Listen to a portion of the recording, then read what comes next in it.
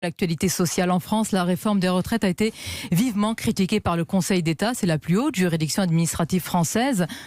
Comment on en arrive là? 2 ans de discussion, tant de négociations, comment est-ce qu'on en arrive là? Mais inviter Jean-Paul Delevoye pour lui demander si Vous croyez qu'il a envie de parler? Peut-être pas. Mais oui, finalement, ce que dit le Conseil d'État, c'est un peu ce que j'ai dit à votre micro il y a quelques semaines. Il y avait 2 problèmes. 2 ans de concertation pour pas grand-chose, et on le voit effectivement, puisque le Conseil d'État critique beaucoup sur la forme, sur la rapidité du projet de loi, enfin la rapidité avec laquelle elle a eu à examiner ce projet de loi.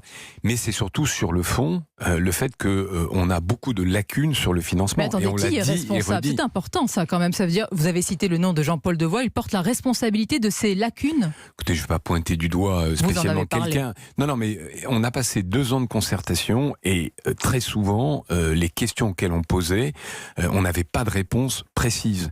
Et en fait, ça, on a commencé à avoir des réponses à partir du 11 décembre, à partir où le Premier ministre a pris les choses en main. Donc oui, les chiffres ont été mis sur la table, mais il n'y a pas tous les chiffres. Le Conseil d'État dit 2 choses.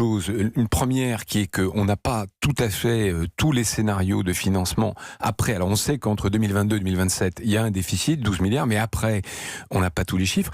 Et puis tout n'est pas compté, notamment toutes les revalorisations financières sur les enseignants, sur un certain nombre de professions de fonctionnaires qu'il faut revaloriser pour les mettre au niveau, pour avoir le bon niveau de pension. Tout ça coûte beaucoup d'argent. Ça veut dire qu'à l'heure actuelle, la réforme n'est pas soutenable. La soutenabilité de la réforme n'est pas assurée. C'est ce que dit le Conseil d'État.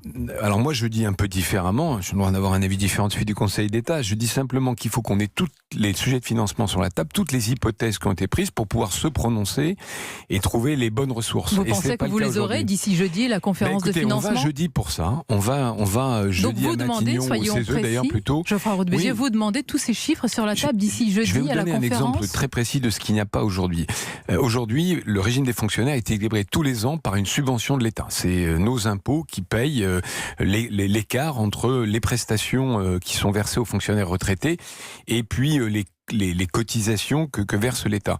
Comment ça se passera quand tout le monde paiera 28% de cotisations à partir de 2037? Cette question-là, on n'a pas la réponse. Voilà un exemple type sur lequel on a besoin d'explications. Donc si je résume, vous n'avez pas de réponse sur ces questions importantes, vous n'avez pas tous les chiffres sur la table. Dans quel état d'esprit vous allez jeudi à cette conférence de financement? Avec un niveau d'exigence important, un double niveau d'exigence. 1, avoir tous les chiffres sur la table, et 2, s'assurer que les engagements de la lettre qu'a écrit le Premier ministre soient respectés, c'est-à-dire que on trouve une solution pour ces problèmes de financement, mais sans toucher au coût du travail. Une lettre qui vous rassure pleinement, qui va dans votre sens. Qui me rassure pleinement. Est-ce que je suis rassuré pleinement? En tout cas, peut-être pas par le gouvernement, mais par les garanties dans la lettre. Il y a dans la lettre une phrase sur laquelle on a beaucoup insisté, qui est: on n'augmentera pas le coût du travail.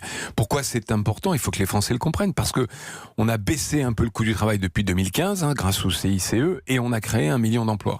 Et donc, si jamais on remettait une hausse de coût du travail, malheureusement, la courbe du chômage s'inverserait dans le mauvais sens. Mais il faudra faire des concessions, il faudra trouver un cocktail peut-être de mesures et de solutions. Il y a cette cagnotte, ce fameux bas de laine de près de 32 milliards d'euros. La CFDT, l'UNSA, la CFTC veulent puiser dans ce fonds de réserve. Le gouvernement n'a pas totalement exclu de recourir à cela. Écoutez, je crois que ça serait une erreur. Ce qu'on peut imaginer, c'est de prendre les intérêts de cette, entre guillemets, cagnotte. Pourquoi est-ce qu'elle a été constituée, comme vous dites, cette cagnotte?